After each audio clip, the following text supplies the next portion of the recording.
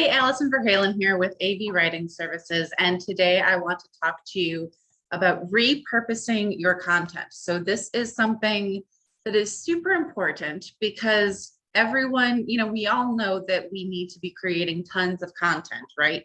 We've heard that we need to be on social media and doing videos and podcasts and creating ebooks and white papers and press releases, and the list goes on and on and on. And none of this is ever presented as optional.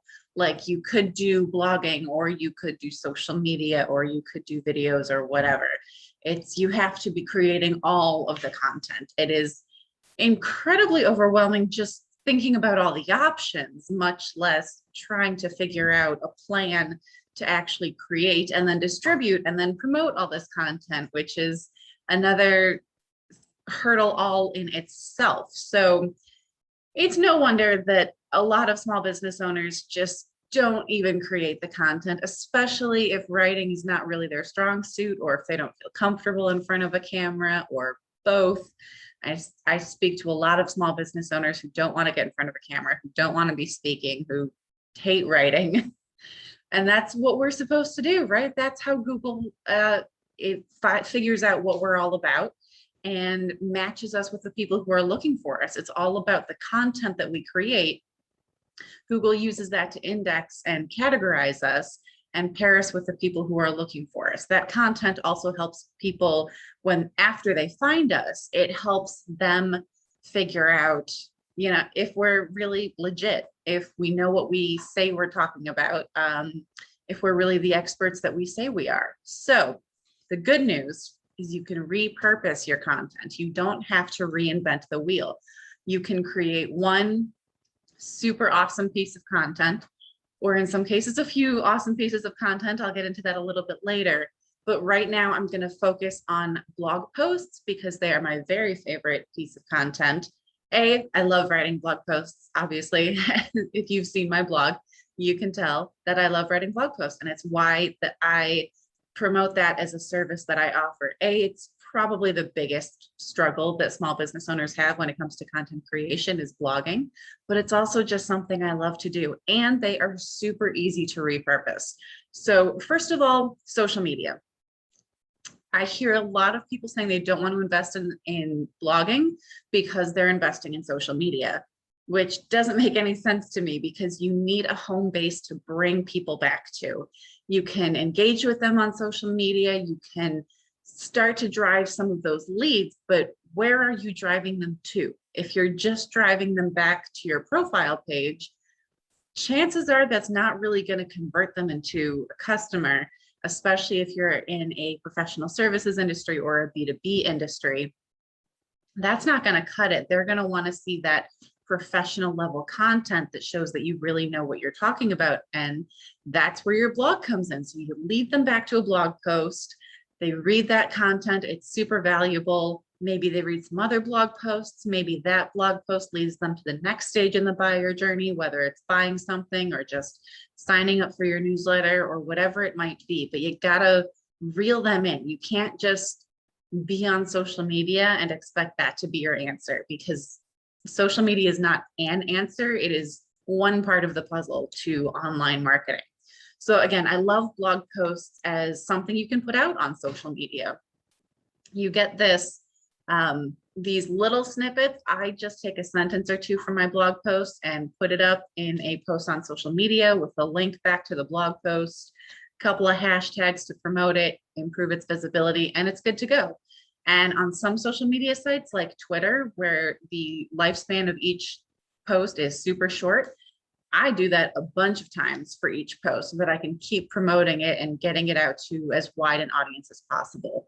For other sites like LinkedIn and Facebook, where the lifespan of a post is longer, I only do that once or twice a week for each blog post. So not creating a ton of content for those social media sites, but again, it depends on the social media site. So know where you're posting, know what the best practices are, but always, always, always be leading people back to your website. And having a blog is a great way to lead people back to your website while providing value, right? You're not just saying, hey, we provide these services, buy from us, or hey, here's my about page, right? Because that's only going to get you so far.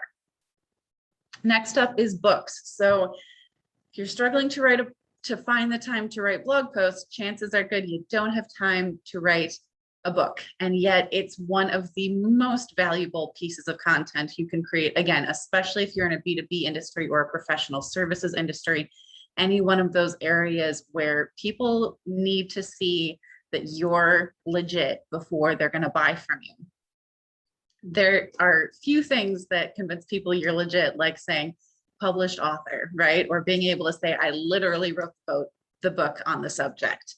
It's a great marketing tool, whether it's just an ebook or you have a paperback version or even a hardcover version if you want to go that route, right? So you can do the physical, you can do just the ebook. There are a ton of things you can do with ebooks. Even if it's just like a free download on your website that gets people to your newsletter, or you can sell it on Amazon.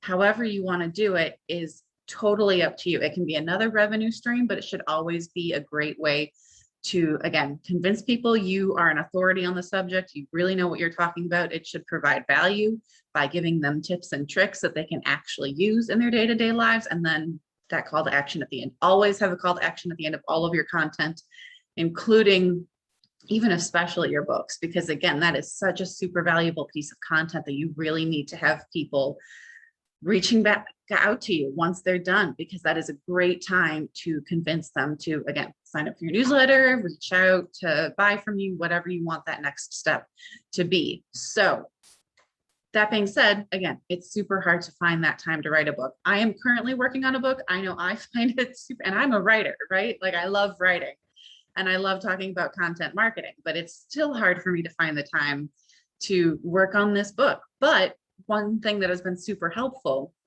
is going back to my blog posts, right? There's a ton of original content in my my book, but there's also a lot of blog posts that I refer back to that are, again, they're evergreen topics, but I'm including those topics in my book. So I can just kind of review those blog posts and put similar content in my book. So I'm not reinventing the wheel. It's the same content. I'm just putting it in a different format. And in the case of my blogs, I'm condensing it all, right? So people don't have to try and shuffle through all the different blog posts that I have, some of which are probably outdated. They can just get all that super valuable content that's still relevant, still evergreen, and they can get it all in one place. So if you've been blogging for a while, highly, highly, highly recommend that you put it into a book. And again, sell it if you want to. Otherwise, even just putting it up as a free download on your website is super valuable. Next up, presentations and webinars. I do this all the time, where I will take a blog post and turn it into a presentation or a webinar. I've done this where I've taken chapters or sections of my book and turned that into a webinar. And then I post that video on my YouTube channel. So that's another way to get people engaged and get the word out about my business. It's a great way to, again, repurpose that content, because people are going to be consuming video. People are going to be consuming audio. They don't always want to read. So always keep that in mind. And finally, republishing old blog posts. I do this all the time. If I get super busy or I don't know what to write this week, maybe I hit a writer's block, I'll just go back to an old post that I would say at least 6 months old. I tend to go back a year or more if I can before looking at an old blog post and republishing it. So first of all, look for, obviously it has to be evergreen. I'm not going to pick a post about, a Google update that happened more than a year ago and republish that, because no one cares about that anymore. But I could go back to an older post about blogging or how to create a content calendar or something like that and republish that, because that's still relevant information. That has not changed significantly. So look at that kind of content and see what you can republish. Also look at the posts that got the most traffic, because that's an indication that people are already looking for that kind of information. They're already looking for answers to those questions. So by republishing it, you can get even more traction out of it. It's bringing new life to that post, driving more traffic to that post, driving more traffic to your website. Again, it's all about leading them through that funnel. And republishing it gives it a new publication date. Google treats it just like it treats brand new content. So again, that's another way to just bring new life to that old post and again, drive traffic there. Next up are videos. So again, we are visual creatures. It makes sense to have videos that have become extremely popular, and videos aren't going anywhere, right? This is new-ish. I don't think it's really new anymore, but compared to blogging and content marketing, video is a little bit newer, but it's not going anywhere. We are visual creatures. We love seeing people, and again, it's proof that there's a real person behind the website, not just a robot or a scammer. So those are also super easy to repurpose into different kinds of content. Again, social media, take a video, put it out on social media. Podcast episodes and blog posts. So this is one of the things that makes videos so valuable as far as repurposing is you can take the audio, just the audio file from your Zoom meeting, if you're meeting with someone, if it's just you talking, you can take that and put that up as a podcast episode.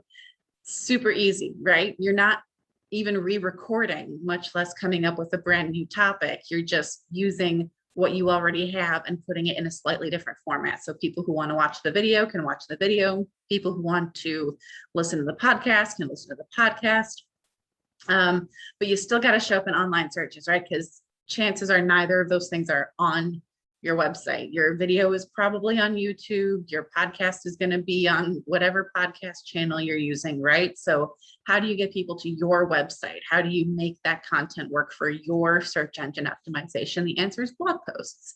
So you can take that audio, transcribe it, clean it up a little bit because it's never perfectly clean. Even if you have it scripted out, chances are good no one really wants to read a script. So clean it up a little bit.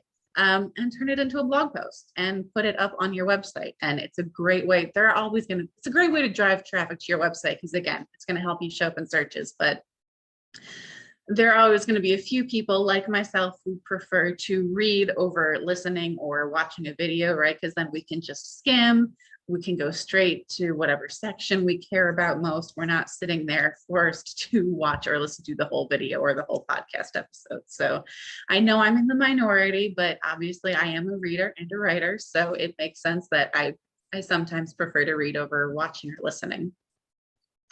And finally, infographics. There's a reason we are seeing infographics everywhere. They are a great way to take a whole bunch of information and condense it into a small space and make it super engaging, right? You make it colorful, you make it visually appealing.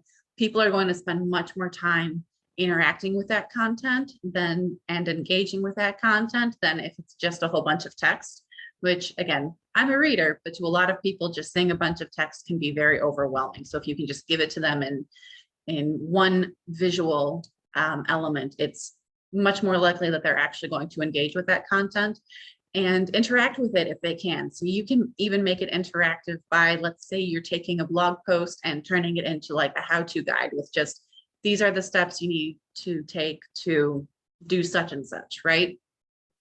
So you can have each step outlined in your infographic, and each step can be a link that goes back to that subsection of the blog post. So interactive infographics are super popular right now. So that is my pro tip for you. So that is it.